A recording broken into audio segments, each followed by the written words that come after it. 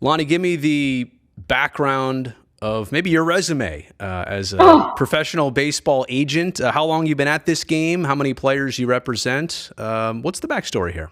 17 years. Started out doing player maintenance type stuff, basically the water girl, and that evolved into representation.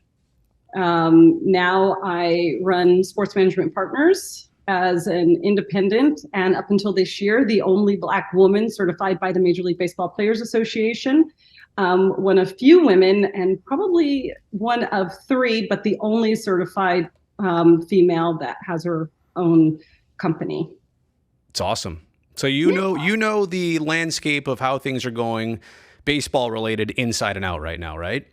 Absolutely. I have to. You have to. It's part of your job. Absolutely. So how big a deal is it for minor leaguers this season to agree to become represented by a players union, to unionize? How big of a deal is this? I know people talked about it, and I know it was out there, but for the bigger picture of baseball and these individuals as minor leaguers, how big is this? This is so big that many players could have never fathomed it coming to life. I don't think that any minor league player started this season thinking that it would happen ever, let alone before the season ended. What does it mean for them? I mean, what are the immediate things? Now, let me just make sure I have this straight. The players voted on whether they wanted to unionize or not. So they did. So is that instantly official, or does it start next year? What's the landscape of that? There's still some legalities that need to play, that needs to be played out. But because of the number of votes that they received, Major League Baseball has already accepted that we will be unionizing. It's going to happen. It's going to happen. What will players notice first now that they're a union? What will these minor leaguers realize that they did not know before? Well, that depends on the rollout by the Major League Baseball Players Association. Now, I personally can't speak on the timeline for each step from now until actual implementation. We all know that when there are legalities involved, we can have any sort of timeline. Things take time. Yep, absolutely. Totally. Now, what I believe most minor leaguers, especially the ones that I work with, their immediate thought is, better, fair pay, right? Better conditions, but at the same time, props to Major League Baseball, because over the last year and a half, whether through force or, otherwise, there have been some very improved conditions. With respect to the housing, especially. That has been absolutely huge. What I think will ultimately happen, and what I'm confident will ultimately take place, will be that the expectations of minor league players will be exceeded. So they have no clue how they're even about to benefit yet, but they're about to find that out. Yes. I don't want to go too far into this, but I do want to open the door for most people who don't realize it. They do get paid, obviously, and some things are taken care of for them, but they are not living a major league lifestyle at all. In fact, though, some people would say a lot of these minor leaguers are not even living the life of a professional of any sort, right? In some of the conditions and living situations. What was happening right now or what had been happening that was so rough that it needed to change? Do you know any examples that you could share? Absolutely. The unfortunate part is that the comparison is made to living the lifestyle of an athlete. Okay, right. Well, the average person can say, well, that's an awfully spoiled and selfish way of thinking. Right. I feel sorry for them. But the majority of minor league players are not making a living wage, and I'm factoring in their signing bonus. So when you have the average person, the average minor leaguer, literally living off of almost a couple $1,000s a month, just for that 6 months or so out of the year. Right. Remember that they still have an entire off season to support themselves, or in some cases, their families. That they don't get paid for, right? They only get paid during the season. They don't get paid for, nor do they have medical benefits. Wow. So it's simple. So when there are things that come up, there are still expenses that are incurred. Then in addition, let's say that you're a minor leaguer, you got injured near the end of the season, and you need to make up for the number of at-bats that you missed in the off season. So now you have a choice to make. You either go to get that job at AMC Theater, or you're going to get at-bats to live out not just your dream, but live out the life that you're trying to create for yourself. Right. There's a whole lot of sacrifice that's involved in that. There are some of these kids that are well into their, 24, 25 years old, sometimes older, that are still in the minor leagues, again, earning less than minimum wage. Yeah, when you calculate it out like that, right? Because it's disproportionate. How much you get paid in season is one thing, but then when you're out of season, it all washes out. And even can you take a winter job, right? Like to your point, sometimes that's not even an option or an opportunity. I was always struck by, living situations where you'd be allotted a certain amount of money to make it work. But imagine like you're a minor leaguer, for example, and here in the Bay Area, like the San Jose Giants. Cost of living in the Bay Area is ridiculous, and you're trying to make that work on a single A salary. That oftentimes has you in a bunk bed situation or in a condo with 5 other teammates. You're lucky. You said condo. And no. Okay. That's the first thing. Then you said bunk bed. No, we're talking air mattresses and blankets on the floor, 5 or 6 in a studio apartment. Wow. Okay.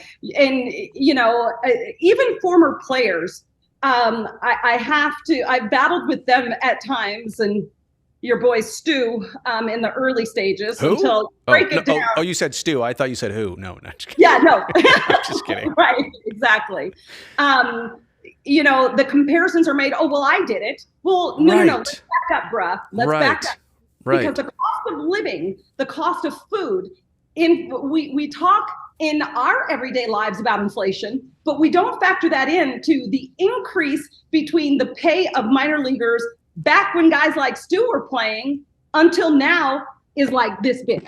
Hasn't probably changed much. See, it's still making me like, it's so big it threw your laptop off. Exactly. See, no. And so you have to take those things into consideration, that it's not apples to apples anymore. Yeah. The costs are increasing. And yes, I get that there's a certain element of sacrifice that is being made to pursue your goals, to pursue your dreams. But that should not be done at the expense of your health.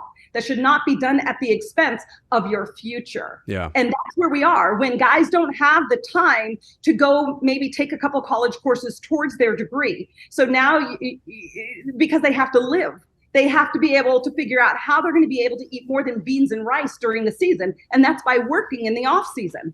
Do you see? And to what you were saying, I mean, there's a lot of, not reluctance, right? But a lot of major leaguers said, well, this is the price I paid to get here. So why are you going to change it for, those in that situation right now? I don't think anybody's asking for charter flights for every minor league team or 5-star hotels. I mean, I think what we're asking for here is like a baseline, a minimum of like at least treat people like this a certain way. And to your point earlier, year round. Like it's just hard to fathom that you're doing a job that requires you to stay, physically fit and perform and ready for spring training like the day you walk in the door. And how could you not be taken care of year round is amazing. So let me ask you this. Does unionizing fix that part of it? Does it fix the major league perception of it? Does it also fix some of those situations? I don't think that there's ever anything that we can rely on, any one thing to fix everything. Where we go to now is, the practicality of implementation. Mm-hmm. How does this all work? What are the priorities? And that's really where we're going to rely on the leadership at the Major League Baseball Players Association. That's where we're going to rely on the voices of the minor leaguers that are currently there. We'll rely on the major leaguers who have already made it, who can tap into the experiences that they had, and everyone can come together in a fair way to work with Major League Baseball to figure out, number one, first and foremost, how to make conditions tolerable, at least with respect to health.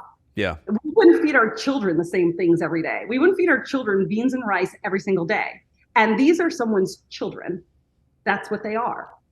And we're relying on them for sport. We talk a lot about the responsibility of athletes to be role models. But we don't talk about our responsibilities as fans, our responsibilities as humans to make sure that conditions are such that people can be healthy and happy.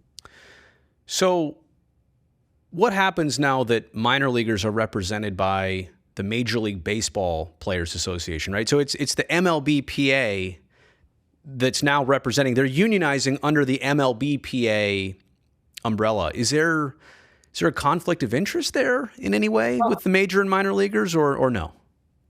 That would have been a question that I would have had of anyone else except Tony Clark. Okay. In Tony Clark, I trust. Yeah. Okay. And in his leadership, and his staff over at the Players Association, I think that with the this grip that they have taken hold of this charge and moved forward with it to the point of such smooth implementation, I fully trust in the way that it's going to be rolled out in the acceptance by the major league players. And let's not be fooled that now it actually gives minor leaguers a voice, because up until this point, the MLBPA still negotiated using the minor league players as pawns in CBA negotiations. Right. So there is some history of and there's three parties. There's the MLB Players Association. There were all the minor leaguers, and then there were the teams, right? So there was that jockeying of, if a team says, well, we can do this for the major leaguers, but not the minor leaguers. And that's kind of the point here, is it's not just two sides. There's three sides. Well, there's been two sides, but one of the sides has been able to use representation. The little kids over here right. as pawns in their leverage. Well, if you don't do what we ask, or in order to get what we want, right, we're going to leverage these guys over here that have no voice at all. Interesting. How many minor leaguers have an agent? Oh, I'd say that less minor league players have an agent than those that do have an agent. So you're saying less than half of minor leaguers have an agent? Yeah. Unless, here's what I would say. If you're a prospect, you have an agent. If you were a kid drafted out of high school or for a low dollar amount, very few have guys that are still standing behind them 100%. For example, purchasing their equipment of up to $2,000 per year, taking them for a good meal, checking in with them daily to make sure that they're being represented in a way. The example, where this is so incredibly helpful, I had a kid who was staying in a hotel, and the hotel had bed bugs. He didn't want to bother me, so he reached out to the team directly. The team tells him, you'll be fine, it's not bed bugs. So finally, he takes a picture, he sends it to me. I fortunately have a good enough relationship with the team. They get his room moved and all that good stuff. Right. That's great for him. Non-prospect, great for him. But there were 10 other guys who were also sleeping in rooms with bed bugs. Right. Didn't have an agent. And I think about those guys. I think about the Latin kids who came over here with low signing bonuses and haven't been exposed to an agent, or they haven't proven themselves above A ball or high A to be worthy of having someone represent them. I've represented a lot of players that really didn't need an agent, only because I felt like they needed a parent. They needed a parent on this side of the globe to make sure that they were taken care of. Well, and that kind of seems like what unionization almost is. Like, it doesn't guarantee every player has that agent looking out for them, but at least there's some resources, right? Like, if something is this terrible, at least there's a phone number to call, right? It's a start. Absolutely. And the other part of it is if I turn out to be the agent that doesn't return the call to the kid with bed bugs. Right. It doesn't return the call to the kid who isn't a prospect and have no plans, or there's no way for me to make any money off of him for at least 5 years. So I don't return his call. He has up until this point, that kid has had no resource whatsoever to find out, is the way that the team treating me fair? Right. I think what my coach said is that I'm not allowed to go play winter ball, but they want me to be here, 3 times in the off season, which means I won't be able to work either. Right. It's interesting because, to your point earlier, everybody assumes, oh, well, we'll get paid better now. But there's so many other things that are important to recognize that are also, as important as getting paid well is treated well, and the opportunity to. It's one of those amazing things, right? You know what you're getting yourself into. You know you're going to be a minor leaguer. You know it's not the major leagues, and you know that there's the opportunity for a huge payoff. But is it like 3%, 1%? Don't even think of. We need to if any of my minor league players are listening, or any minor league player at all, take pay off the table. You are not making money. You're not doing this. I'm just saying, but the chance for that is so slim, right? And it's. Again, I just struggle with, they are professionals. You don't have to treat them like major leaguers, right? But at least treat them like professionals. A corporation, a large corporation like Google, Microsoft, they would not treat their employees this way. Why has baseball been able to do that? So many break rooms at corporations have way better food in your fridge, even if you're stealing it from your coworker. Right. Our Major League Baseball teams, are they happy about this? Are they indifferent about this? Are they not thrilled that minor leaguers are unionizing? I think there's a multifaceted answer, because you break down Major League Baseball teams into staff, which there are so many staff members that I've talked to that see this as such a huge win and a positive. But I'm pretty sure that there's a few owners that are not very happy about what the possibilities of what this could mean. It could cost them more. It should cost them more. It should. Right. Absolutely. The question is how much, and I can be very measured in looking at both perspectives. However, in order for you to win, it does not mean that somebody else has to lose. Right. I don't believe, not when it comes to human beings. And so that's why I said it's really important, and why I see it as a real big positive at how swift MLB was in accepting this versus, crying out and lobbying against. And so it leaves some promise into everyone really sitting down at the table and saying, okay, what are our true priorities? We all want to make more money. I don't care how much money you make. Sure. You want to make more, right? Sure. And so let's push that off to the side. I'm not saying abandon it. I'm saying let's be realistic in our expectations from both sides. Baseball cut down on the amount of minor league teams, right? After the pandemic or coming out of that. Oh, Brody, don't get me started. Well, okay. I'm just curious, where does it stand right now in terms of, are there enough teams and players and opportunities? Do they need to think about expanding it a little bit more? I mean, look, I know what cutting it down means for everybody in the business, and yourself included. Where are they at in terms of the minor league volume right now? I think they are in a good place. How they went about it was garbage, in my opinion. It was something that had been discussed for several years, and then the pandemic was used as the catalyst. An excuse. For ultimately implementing it. And so then what you had, unfortunately, is the effects that we're still dealing with, where you had over 800 players released into the wild. Right. Then you had college players who everybody's coming out at the same time. You had junior college players, high school players, college players, D1 to D4, all up and down the food chain, all trying to get into this little vacuum. The effects of that we are still living with, where you have some incredibly qualified, incredibly skilled players that are now at an age that they phased out and they will never tap their way back in. And so just the way how during that time we talked about America coming together and this being America's favorite pastime. It was painful to me to see what was happening to families. Every kid represents one entire family. And so when you have all of those players that were released, again, over 800, on top of the college and high school players that were coming out, right, that was just a disaster on top of everything else that everyone was dealing with.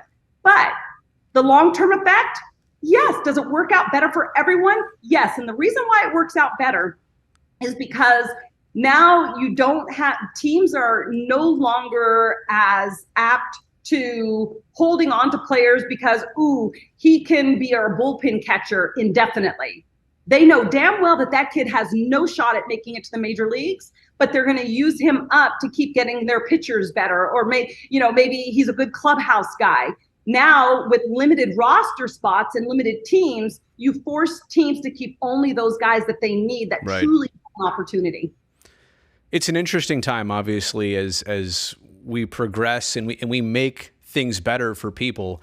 How much is a minor leaguer living the dream right now, or not?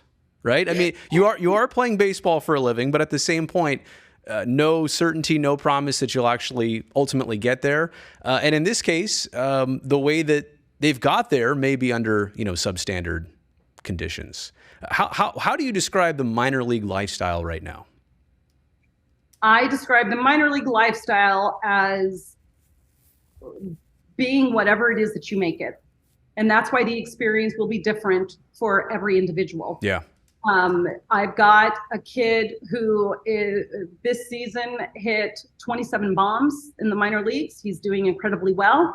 And he will not be returning to baseball. He has not told his team yet, but he will be done. He cannot handle, he doesn't like the lifestyle, and he doesn't like how much he's missing at home with his family. I have another kid who's in the minors, who is, he has gotten his first call up. He's experiencing it now. And he's like, hey, Lonnie, what do you think as far as me signing this deal over here? And my thing is, it depends on what kind of player you plan to be. You have the ability to be elite, or you have the ability to just be good. Right now, what you're showing me is that you just choose to be good. And he's like, oh, crap, you're right. Right? And so it goes to the level of dedication that you as the individual choose to give forth. So you can sit here and be upset with the conditions. You can choose to be swallowed up by everything that the experience is not. While doing that, you aren't becoming great. You are not manifesting greatness. Right. So that's within you, because there's an opportunity, like with Advocates for Minor Leaguers, we gave an opportunity to minor leaguers to be involved in the change, right? If you choose not to be, then don't sit around and bitch about it. Yeah. Just do your job and wait for it to happen. And here we are. And so that's a little bit of a tough question to answer. Sure. But it is up to every individual. We have the opportunity, all of us of free will, to manifest our lives in whatever direction and overcome whatever hardship that we encounter for the greater good or the greater goal. Two more things and I'll let you go. Major league players, you said earlier, some of them may not be fully behind this because they feel they had to, quote, pay their dues at some point. What does it take to get major leaguers on board with this entirely? Or are there a lot of major leaguers out there who say, you know what, I didn't like my experience very much and I want to take care of the next generation. I want to pass it on. I think that's where I really give a lot of props to Tony Clark, because it was his responsibility to lobby the current major league players to get them to accept the direction of this unionization. With that said, presentation matters a lot, how you frame the narrative. And but the bottom line is, if somebody comes in and says, yeah, they'll be taking time from you, they'll be, it'll weaken or water down the quality of service or representation that you get from the Players Association, that's garbage. But if you go in with the facts, like, look, times have changed since you were a minor leaguer. Right. And also, I go back to, I had to use a really extreme example to somebody at one point, just because you did things wrong at one point doesn't make it right now. You know, if that were the case, we'd still be living in some very outdated laws, and I wouldn't be sitting on this Zoom with you. Very well stated. Very well stated. Lonnie, thank you so much for all the insight. I know you're a big part of this process too. So congratulations. I think this is one of the biggest sports stories of the year. And it got talked about a little bit, but I hope people recognize it over time. Matt Paray, Ty Kelly, Garrett Brushhouse, Bill Fletcher, Raul Jacobson. Oh, here we go. All on them. Like, I am a happy seat place holder in my seat. It just happened to be on the ride. I think you just did the credits for our movie right there. You did all the cast of our movie. That's awesome. No, but seriously, congratulations. Thank you.